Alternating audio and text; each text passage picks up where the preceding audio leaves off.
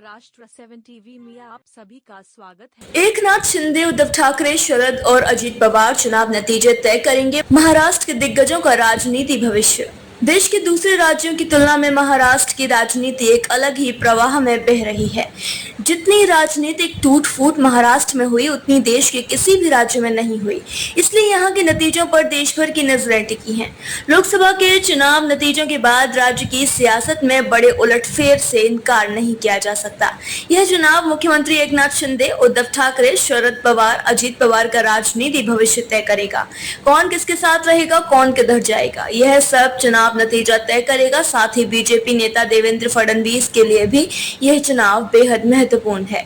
पिछले 5 साल में महाराष्ट्र की सियासत में बड़े बदलाव हुए। सन 2019 का लोकसभा और विधानसभा का चुनाव बीजेपी और शिवसेना ने मिलकर लड़ा था।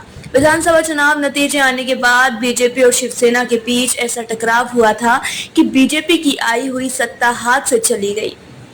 शिवसेना ने कांग्रेस और एनसीपी के साथ हाथ मिला लिया और उद्धव ठाकरे मुख्यमंत्री बन गए, लेकिन उनकी कुर्सी लंबे समय तक नहीं टिकी रही।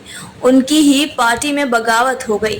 फिर सूरत से गुवाहाटी और गोवा तक शिंदे सेना के विधायक सफर कराए। ऐसे होते गए 2 फाड़, शिवसेना के 2 फाड़ हो गए और साल 2022 में मुख्यमंत्री के रूप में एकनाथ शिंदे सामने आए। ठीक 1 साल बाद 2023 में शरद पवार की पार्टी एनसीपी में भी बगावत हो गई। शरद पवार के भतीजे अजीत पवार ने चाचा से एनसीपी हत्या ली। साथ ही उनके परिवार में भी बिखराव हुआ। सियासत ने पवार परिवार को एक दूसरे के सामने खड़ा कर दिया। इसके बाद राज्य में कांग्रेस, उद्धव सेना और शरद पवार की एनसीपी ने छोटे दलों को मिलाकर महाविकास अघाड़ी बनाई, तो बीजेपी ने शिंदे सेना और अजीत पवार की एनसीपी सहित दूसरे छोटे दलों को मिलाकर महायुति बनाई। लोकसभा चुनाव के सीट बंटवारे में महायुति और महाविकास अघाड़ी के घटक दलों में खूब माथापच्ची करनी पड़ी।